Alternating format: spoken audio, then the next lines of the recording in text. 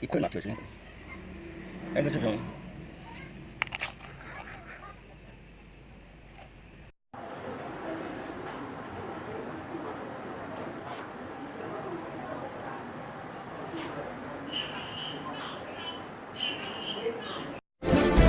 เป็นตำนานนับพันปีจากการค้นพบในราชวงศ์จีนที่ค้นพบว่ายาหรือตำรับอาหารในวังมักมีส่วนผสมของงาเป็นส่วนประกอบอยู่เสมอมีสุภาษิตจีนกล่าวว่าใครได้ครอบครองงาเปรียบประดุจดั่งครอบครองหยกและในคัมภีร์อัลกุรอานยังได้กล่าวว่าแท้จริงในงาดำนั้นสามารถรักษาได้ทุกโรคยกเว้นความตาย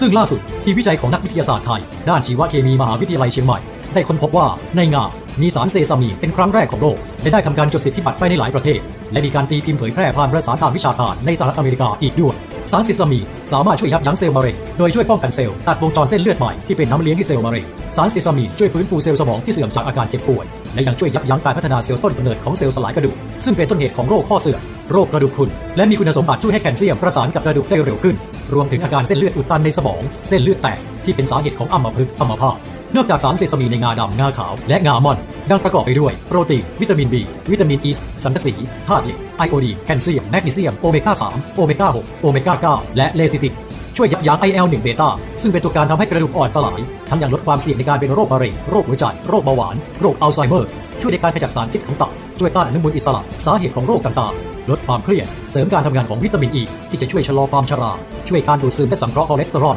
ช่วยลดความดันโลหิตป้องกันเส้นเลือดแข็งตัวกระตุ้นประสาทเรื่องการหดตัวของกล้ามเนื้อการทำงานของกล้ามเนื้อหัวใจสารเซซามีนในรูปแบบน้ำมันงาเซซามีนสกัดเย็นจึงสามารถดูดซึมเข้าสู่ร่างกายได้ดีเสริมสร้างซ่อมแซมยับยั้งสาเหตุของปัญหาสุขภาพคำตอบเพื่อสุขภาพที่ดีกว่าเพื่อให้ระยะเวลาของความสุขในครอบครัวยาวนานขึ้นน้ำมันงาสกัดเย็นนาย่าเซซามีนจาก NYG 2015เพราะสุขภาพของคนที่คุณรักคือความสุขของทั้งครอบครัว